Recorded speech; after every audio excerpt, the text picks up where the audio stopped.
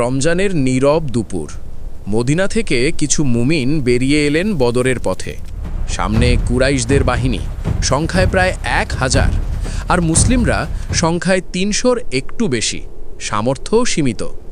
এই অসম যুদ্ধ দেখে অনেকের বুক কাঁপলেও ইমাম বলল, আল্লাহর সাহায্যই আসল।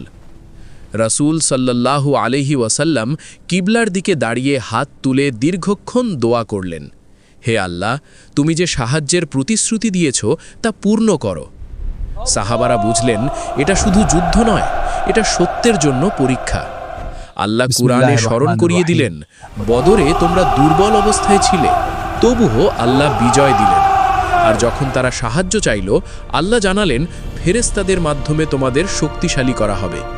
তারপর যুদ্ধ শুরু হলো। ধুলো, তীর, তাকবীর আর দৃঢ়তা। সংখ্যা কম ছিল, কিন্তু লক্ষ্য ছিল পরিষ্কার, ইসলাম ও সত্যকে রক্ষা করা। অবশেষে আল্লাহর ইচ্ছায় বিজয় এলো, আর বদর হয়ে উঠল ইসলামের ইতিহাসের মোড় ঘোরানো দিন। বদর আমাদের শেখায় সংখ্যা নয়, আল্লাহর ওপর ভরসা ও সত্যের পক্ষে থাকা আসল শক্তি। শেখায় দোয়া করবে, সাথে দায়িত্বও পালন করবে।